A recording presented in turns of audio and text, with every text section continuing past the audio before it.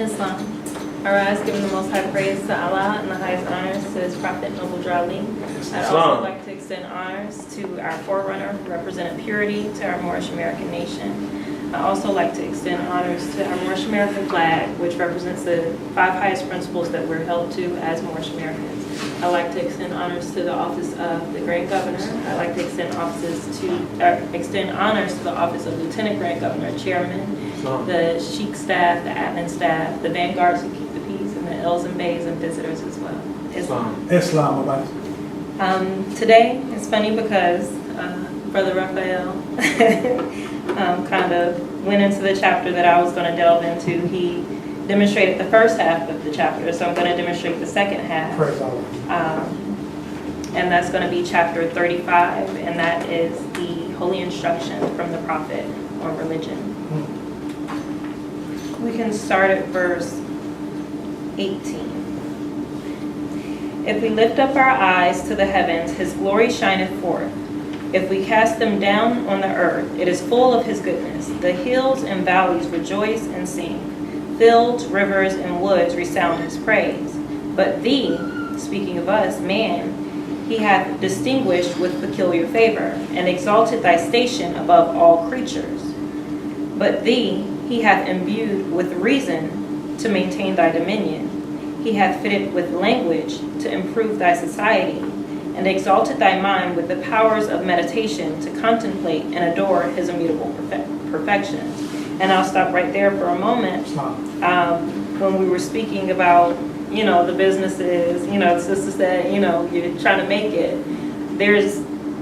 With the information that is here, we're supposed to take this information and use it so that we can maintain our dominion, like the ability to reason, and to not just reason. It's like when you see something is hot, you don't touch it because that will put you in a lower state. And us calling ourselves Negro, Black, and Colored, that has put us in a lower state. So we're brought into this institution to learn how to reason and learn from our forefathers, to learn from our ancestors what to do and what not to do, what lessons we should take and apply. So he imbued us with reason to maintain thy dominion. He hath fitted us with language to improve our society.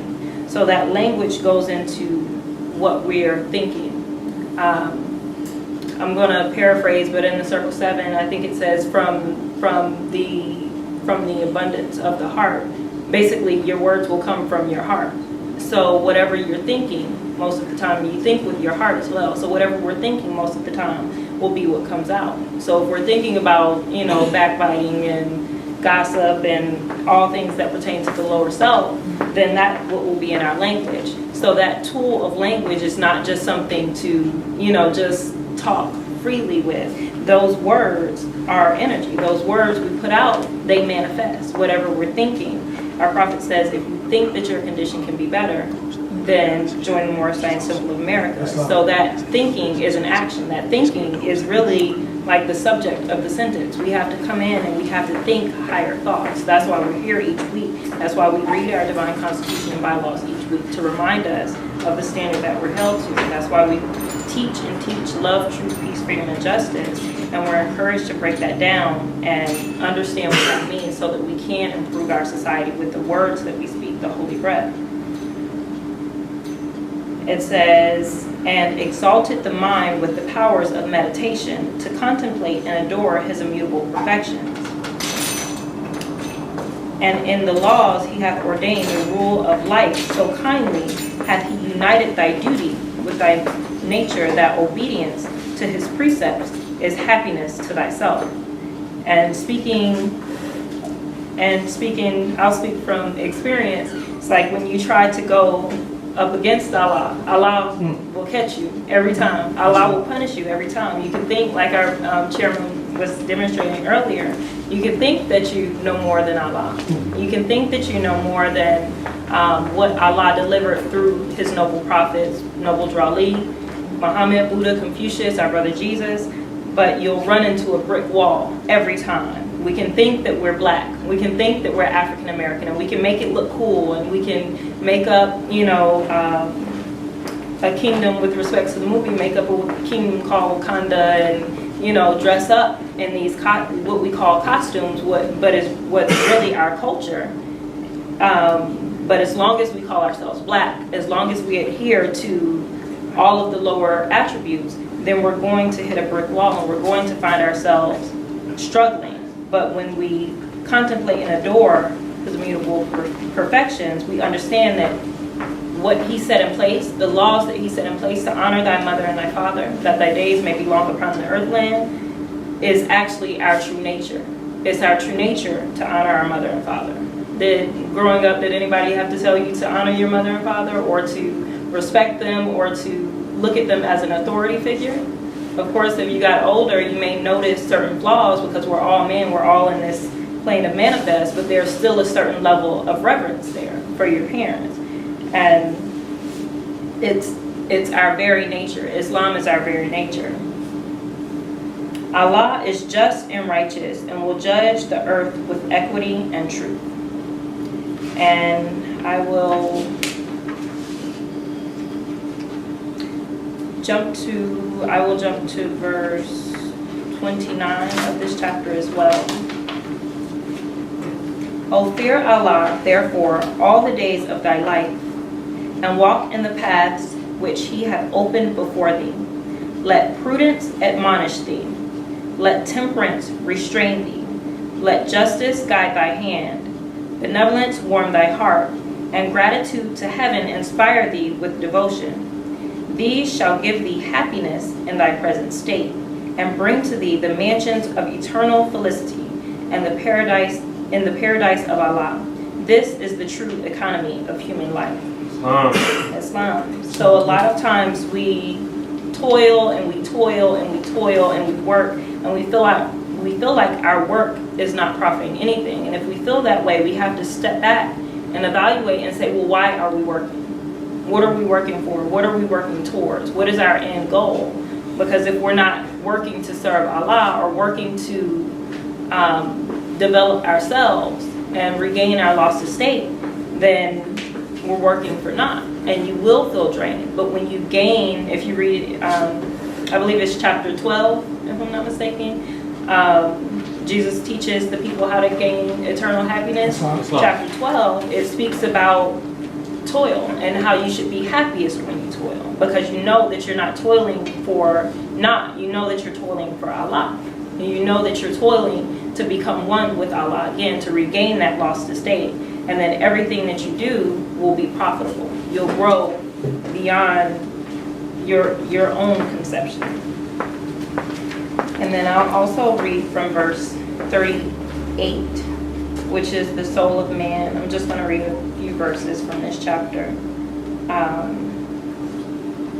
Well, actually, just the last verse. Verse 28. Chapter 38, verse 28. Islam. And it says, perception of thyself, the knowledge of him who created thee, the sense of worship thou owest him. Are not these plain before thy face? And behold, what is there more that men needeth to know? So we can, demonstrate all of these high and lofty measures, but if we don't have these concepts down, these key concepts down, then we know nothing. And it says, I'll read again, perception of thyself. So, who are you? And we ask our people that, and it's funny because they kind of, get a little stuck. Well, I'm not black. I'm not, I don't really identify with African American. And it's like we don't know ourselves. We don't know how to trace ourselves back. The knowledge of him who created thee. Who is Allah? Who is Allah? Allah, Father of the universe. Islam. So we know who Allah is. Coming into this institution, we learn about ourselves, know thyself, and thy Father God Allah. Islam, and the sense of worship that thou owest him. How can we repay Allah? Is there a way to repay Allah? Islam. We can look at our chapter on gratitude. I think it's verse 10, chapter 33, verse 3. It says that, speaking of the person that has received a benefit, which, have we received a benefit from Allah? Indeed. Islam. It says that he acknowledgeth his obligation with cheerfulness. So when we come into the temple, or when we have to do an uplifting act, it shouldn't be, oh, here we go again. We got to go to the temple again. Or we have to go and get up and go feed these people again. Or we have to do these things. We should acknowledge that obligation with cheerfulness. That should bring a continence to us that everybody can see that we're happy to be serving. We're happy to be servants of Allah. He acknowledgeth his obligation with cheerfulness. He looketh on his benefactor with love and esteem. Do we love Allah? Indeed. Islam. And if to return it be not in his power, he nourisheth the memory of it in his breast with kindness. He forgetteth it not all the days of his life. And that goes back into what we read in chapter 35, the chapter of religion, that the purpose of